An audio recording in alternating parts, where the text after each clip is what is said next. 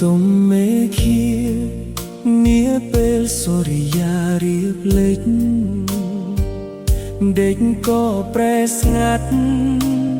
បាត់មនុស្សទាំងឡាយក្រុងប៉ោយប៉ែតអើយធ្លាប់តែសប្បាយ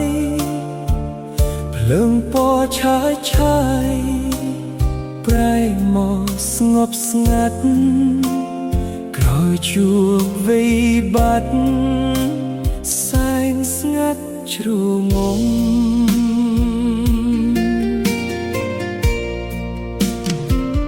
សំឡេងអ៊ូអរធ្លាប់មានកាន់ឡងនោះទៅមកឆ្លងទាំងប្រុសទាំងស្រីឥឡូវសល់តែអាគារចាស់ថ្មីរូបខ្ញុំស្ទើរខ្សែ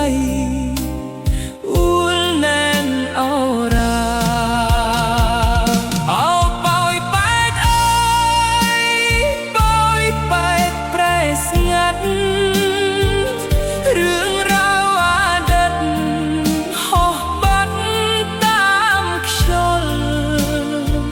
ក្តីសង្ឃឹមធ្លាប់មានប្រែជាខ្វាយខ្វល់តាថ្ងៃណាមកដល់ស្នាមញញឹមដូចដើម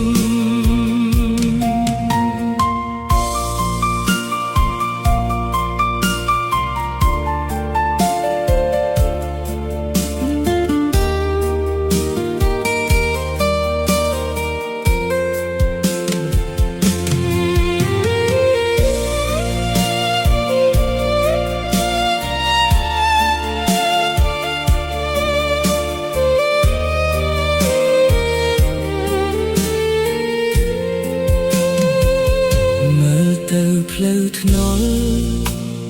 ដែលធ្លាប់ឆ្លងកាត់ពេលនេះប្រែស្ងាត់សូនឈឹងគ្មានសល់សង្ឃឹមថ្ងៃថ្មីប៉ោយប៉ែតមកដល់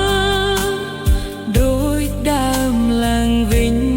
រកភាពស្រស់បំប្រង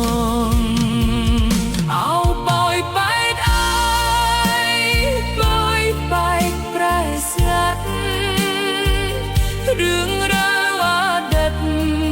ហោះបាត់តាមខ្យល់ក្តីសង្ឃឹមធ្លាប់មានប្រែជាខ្វ